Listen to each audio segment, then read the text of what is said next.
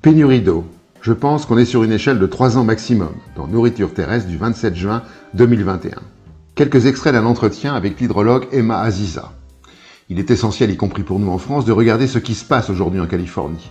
Les premiers décrochages qui se sont déroulés en Californie sont arrivés en 2015. On a toujours connu des sécheresses majeures en Californie, par série chronologique de plusieurs années, mais depuis 2015, on bat des records chaque année. L'année dernière a été la plus dramatique en matière d'atteinte à l'agriculture, par exemple. Cette année, on est en train d'atteindre un niveau record en termes de température. La Californie est à bout de souffle. Or, nous ne sommes qu'en juin, alors que l'été, là-bas, est en septembre-octobre. Le château d'eau de la Californie, la Sierra Nevada, n'a plus une seule goutte d'eau. En France, ces 4 dernières années, durant l'été, on a atteint entre 80 et 90 départements en situation de crise au niveau de leur masse d'eau profonde. En Californie, on a continué sur le modèle de l'agriculture intensive, on a continué à se focaliser sur l'objectif de nourrir le monde en jouant sur les peurs, la peur de manquer, de ne plus pouvoir manger.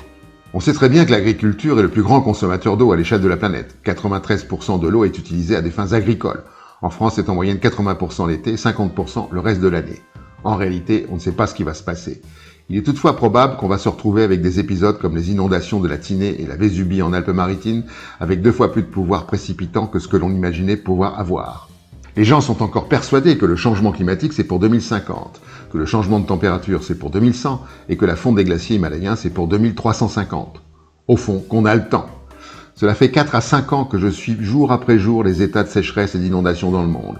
Je pense qu'on est sur une échelle de 3 ans maximum. Le système est en train de s'emballer complètement et on ne s'en rend absolument pas compte. Ce n'est pas une question de sobriété, c'est une question d'urgence parce qu'il y aura des endroits sur Terre où on ne pourra plus vivre. Le Liban, l'effondrement continue dans l'Orient le jour du 25 juin 2021.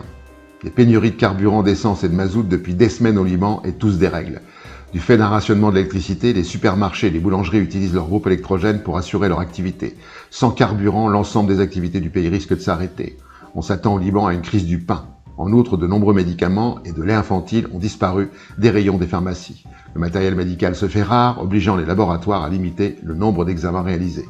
Et de longues files d'attente se forment devant les stations-service du pays qui rationnent leurs ventes, ce qui crée régulièrement des tensions devant les pompes. Soyons attentifs à cet effondrement libanais qui pourrait préfigurer les mêmes phénomènes dans d'autres pays et nous ne sommes pas à l'abri.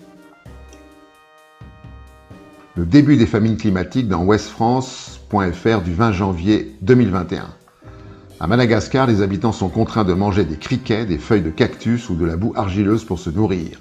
Cette situation est consécutive à plusieurs années de sécheresse, ce qui fait dire au directeur du Programme alimentaire mondial, David Bellet, qui s'est rendu sur place, que cela ressemblait à ce que vous voyez dans un film d'horreur.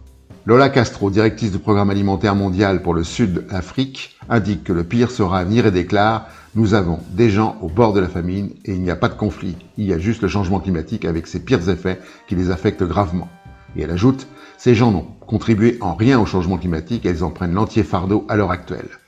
Les repas pantagruéliques de nos civilisations industrielles perdurent et ce sont d'autres qui paient l'addition. »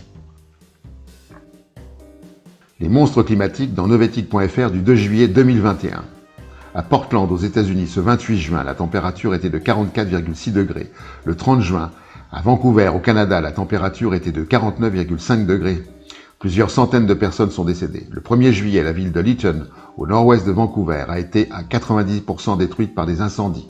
En France, dans les Vosges et la Haute-Saône, le 29 juin, 80 cm de grêlons par endroit se sont abattus sur la région.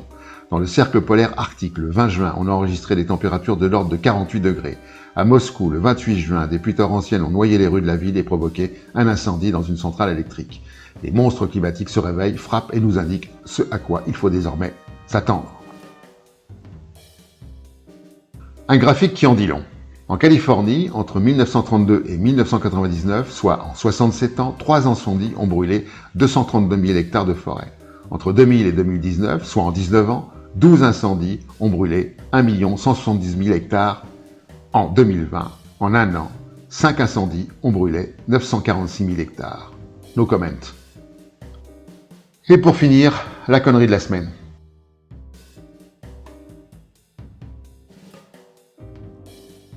À la prochaine fois.